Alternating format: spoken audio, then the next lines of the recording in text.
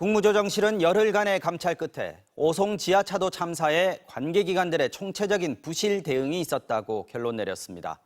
100명이 넘는 공무원들이 수사와 징계를 받게 됐고 책임자 가운데 행복청장과 충북행정부지사 등에 대해서는 정부가 해임과 직위 해제 등 인사조치를 요청하기로 했습니다. 조희영 기자가 보도합니다. 미호천교 아래에 있던 제방의 공사를 맡은 행복청. 무단으로 기존 제방을 철거하고 규격에 맞지 않게 임시 제방을 쌓아 사고의 주요 원인을 제공했습니다. 또 사고 당일인 15일, 지하차도가 침수되기 2시간 전인 오전 6시 반부터 현장 감리단장이 7번이나 위험을 보고했지만 행복청은 적절한 조치를 취하지 않았습니다.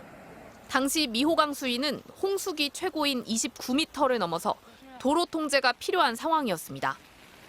제방 붕괴 상황을 인지하고도 긴급한 비상 상황에 대응하는 필요한 조치를 취하지 못했습니다.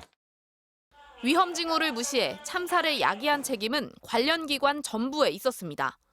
충청북도와 청주시, 경찰, 소방 등에도 위험 신고가 10여 차례 접수됐지만 모두 별다른 조치가 따라오지 않았습니다. 이에 따라 국무조정실은 5개 기관의 공직자 등 36명을 대검에 수사 의뢰하기로 했습니다.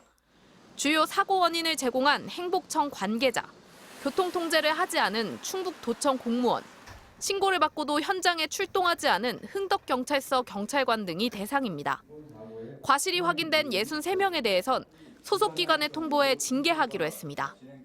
여러 기관이 상황의 심각성을 제대로 인식하고 적극적으로 대처하지 못해 이러한 결과가 발생한 것으로 조사되었습니다.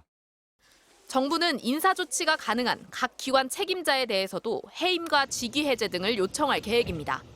이상래 행복청장, 이우종 충북도 행정부지사, 신병대 청주시 부시장 등 5명인데 도지사나 시장 등 선출직들은 법으로 임기가 보장돼 정부 조치가 불가능하다는 점이 고려됐습니다. MBC 뉴스 조희영입니다.